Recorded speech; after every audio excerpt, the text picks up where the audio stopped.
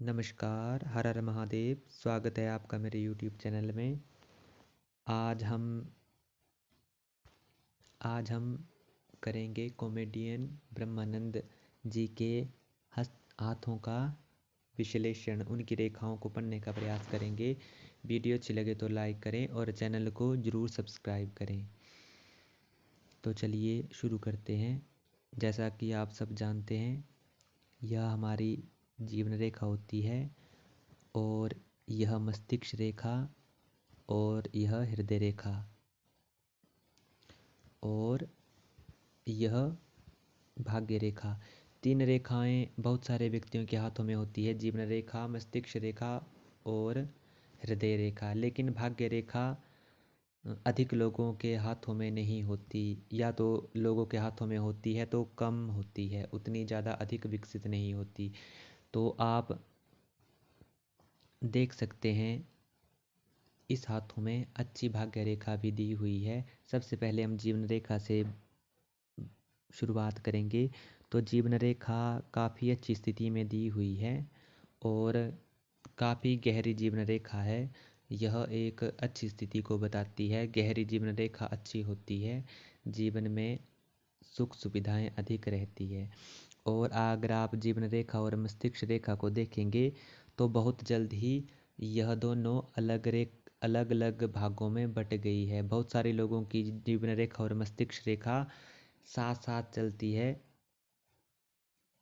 काफ़ी दूर तक, लेकिन अगर आप इस हाथ में देखेंगे तो यह बहुत जल्दी अलग अलग चली हुई है, दोनों स्वतंत्र रूप से। इसका अर्थ यह होता है कि व्यक्ति बहुत जल्दी ही अपने निर्णयों के अनुसार कार्य करने लगता है। जिस व्यक्ति की दोनों रेखाएं समांतर रूप से अधिक दूर तक चलती है तो उस व्यक्ति का जीवन बंधा हुआ होता है, वह स्वतंत्र रूप से कार्य नहीं कर सकता।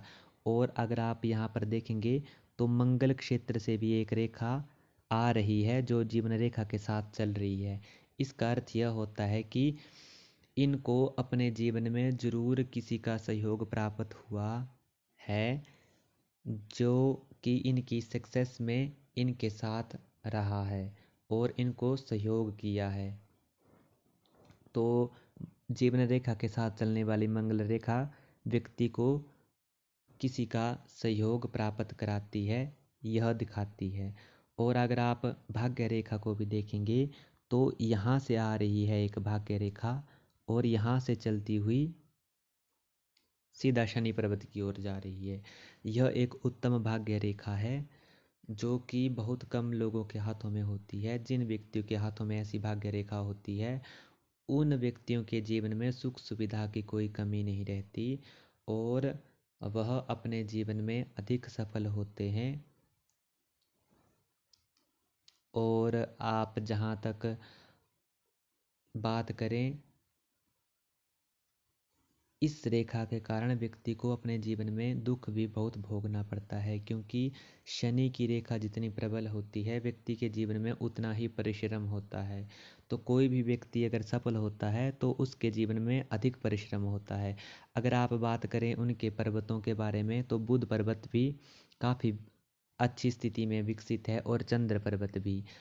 यह दोनों वाणी के भी प्रतीक माने जाते हैं। अधिक तौर पर बुध को वाणी का प्रतीक माना गया है। अगर आप देखेंगे ध्यान से तो यहाँ से एक रेखा जा रही है जो बुध पर्वत की ओर जा रही है। यह भी जीवन रेखा से निकलती हुई जा रही है और एक जीवन रेखा से निकलकर रेखा भाग्य रेखा में भी मिल रही है। एक भाग्य रेखा शुक्र पर्वत से भी जा रही है। तो यह व्यक्ति के जीवन में बहुत अच्छी परिस्थिति है। दो दो भाग्य रेखा साथ में बुध की रेखा, बुध तो वाणी का प्रतीक है।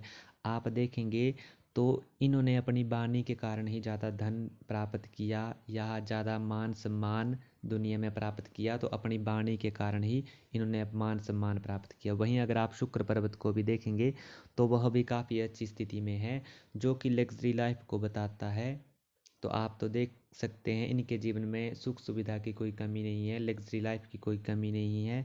और जहाँ तक स्त्रियों की बात की जाए तो उसकी भी कोई कमी नहीं रहेगी, क्योंकि शुक्र के कारण हर सुख की व्यक्ति को जीवन में प्राप्ति होती है जो वह चाहता है। तो उसके आगे हम बात करते हैं। कुछ हाथों के और चिन्हों के बारे में। जहाँ तक आप हृदय रेखा को भी देखेंगे तो वह भी अच्छी स्थिति में है और सीधी गई हुई है।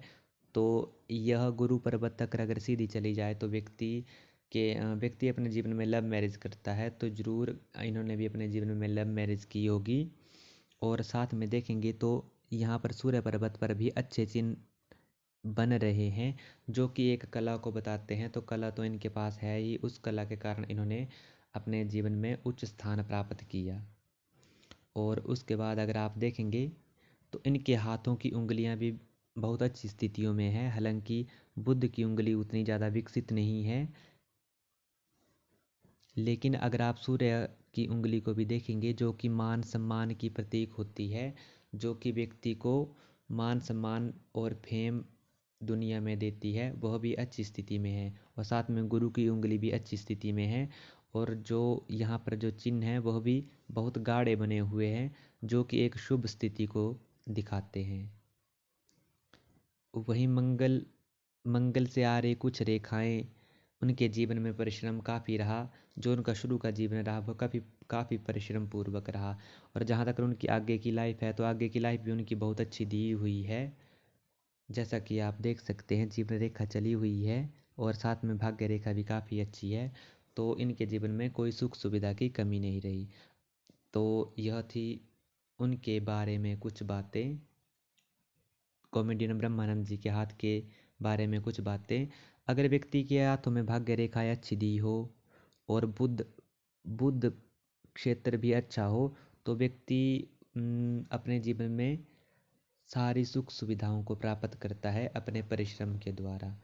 तो अगर वीडियो अच्छी लगे तो लाइक करें और चैनल को ज़रूर सब्सक्राइब करें। धन्यवाद।